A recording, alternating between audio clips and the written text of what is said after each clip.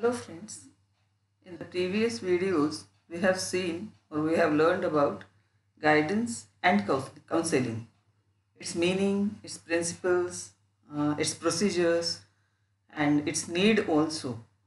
Now today in this video we will see about difference between guidance and counseling. So first difference is guidance is broader in scope, having counseling as one of its services, and counseling is not broader as guidance. We have seen that guidance is a broader in scope and counseling is a short-term process compared to guidance. It is a group process. Guidance is a group process. Sometimes it is an individual process also. But counseling, it is one-to-one relationship in nature because everyone's problems are different and every individual is different. That's why counseling is always one-to-one relationship in nature. Guidance is required by all persons, but counseling will be required for those with acute and chronic problems. Counseling will not be required by every individual or by all persons, but guidance is required by all persons at one or the other stage or one or the other situation. But counseling will be required when the person is having some major problem or acute or chronic problem. Then only counseling will be rendered or given to the individual. Guidance covers mostly social process. All the problems related to social, educational, all will be covered under guidance. And counseling covers mostly psychological aspects. If there are any psychological problems, then counseling will be effective and counseling will be taken place.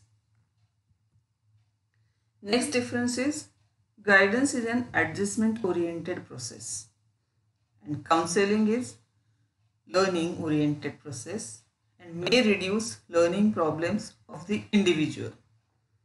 So adjustment related issues will be solved with the help of guidance process, and learning oriented process, counseling is an learning oriented process and the problems related to learning will be reduced with the help of counseling process. In guidance, counselors, career masters, social workers, teachers, psychologists, psychotherapists, and so on are involved. Means all these people can guide someone, guide the students or the individuals. But in counseling, only trained professionals trained in behavior therapy or psychology are involved. So teachers or career masters or social workers, all these will not be able to give counseling or do counseling. So counseling can be done only by trained professionals and those who are trained in behavior therapy or psychology. Guidance is mainly preventive and development, but counseling is remedial as well as preventive and development. As we have learned while learning about the guidance and counseling, that to prevent the problems or for the development of the individual, guidance is provided. That's why guidance is mainly preventive and developmental. Instead of giving guidance after the problems arrive, before that only guidance will be rendered to the individual to prevent those problems. That's why it is mainly preventive and developmental in nature. And counseling is remedial. Why it is remedial? Because after having chronic problems, the individual will ask for the counseling or try to get counseling for the solving of that problem. That's why it is remedial in nature as well as preventive and developmental also. Guidance, intellectual attitudes are the raw material of guidance. Intellectual attitudes are considered while giving guidance, and emotional rather than pure intellectual attitude are raw material of the counseling process. Here, emotional aspect is given more importance in the counseling rather than intellectual aspect. Guidance is generally education and career related and may also be for personal problems.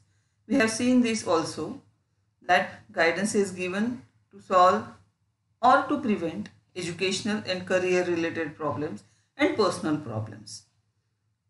And counseling is mostly offered for personal and social issues. As we have seen that for personal issues and social issues facing by an individual, counseling is offered. Guidance is more external, helps a person understand his personality and choose the right solution. Counseling helps people understand themselves and is an inward analysis. As we know that guidance is more external, but counseling is more inward analysis. Here, in both the processes, the individual will try to understand himself, but in guidance externally, and in counseling more and more inward analysis is involved. In guidance also inward analysis is involved, but in counseling it is more deeper. Alternative solutions are proposed to help understand the problem at hand. Counseling can also be given after arising of the problem or after facing the problem, and in the counseling, counselor will help the client to understand the problem which is at hand, means which the individual is facing right now, and he will make him able to the client that in future also, if such problems arise, then how to handle those problems or how to overcome those problems. So this is the difference between guidance and counseling. So thank you very much for your patient listening.